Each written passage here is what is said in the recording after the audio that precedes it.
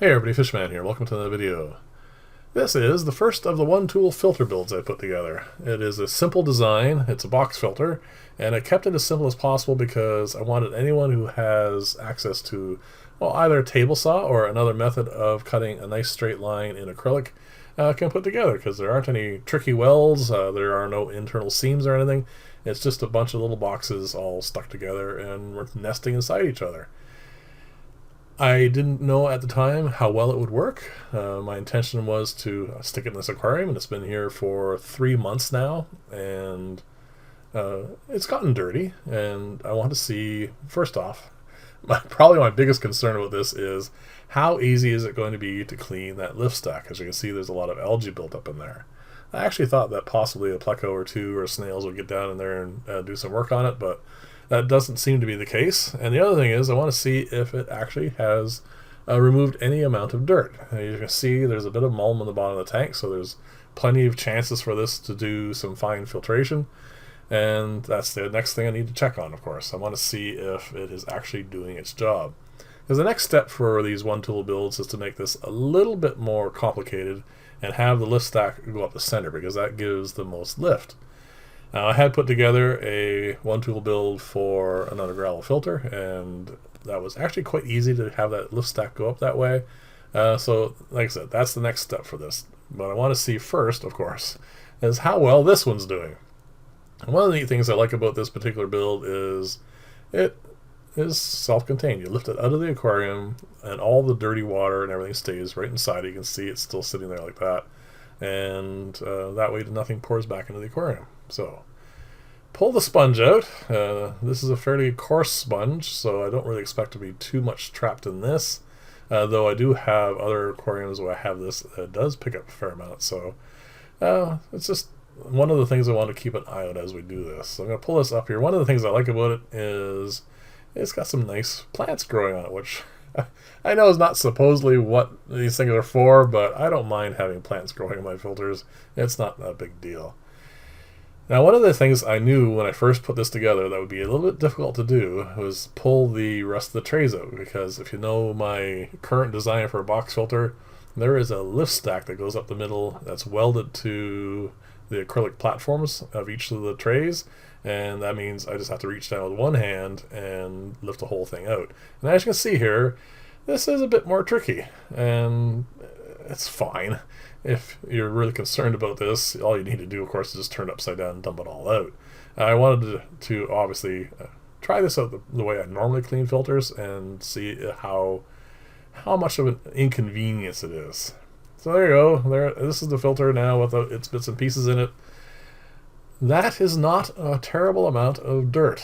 It should be a lot more than that. Like I said, this design was simple. It's based on one of my original designs for box filters, so it is not as good at pulling mulm out of the aquarium as the more later designs are.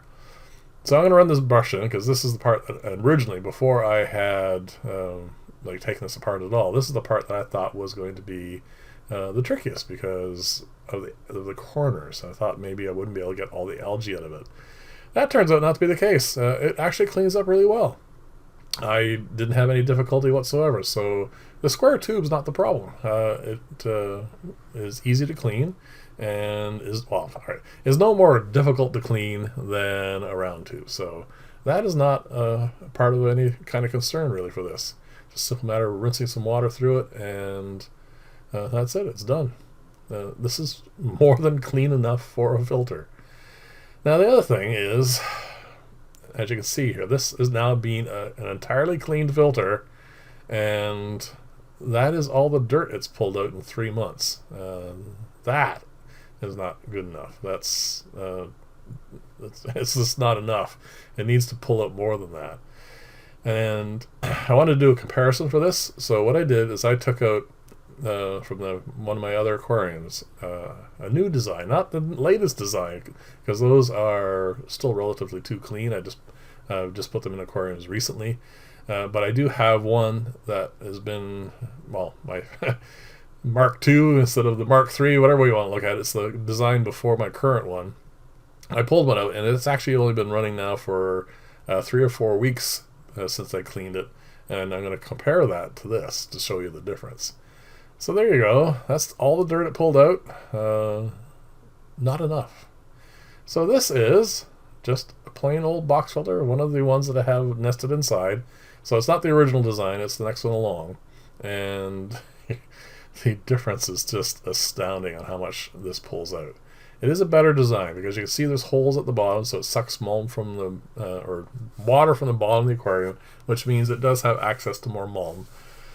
The newest design that I have is actually really good for that as well, but it doesn't even have those holes. So I'm not sure if that is the feature that most matters in this. But one thing that does matter a lot is the lift stack going up the middle of the filter. I think that's the biggest problem with that one tool build for the box filter. Having it go up the back like that, it just doesn't pull enough water through it. And that is why I think it's not getting as dirty. I think it is worth going through the trouble of putting together one more of those builds and having the lift stack go up the middle.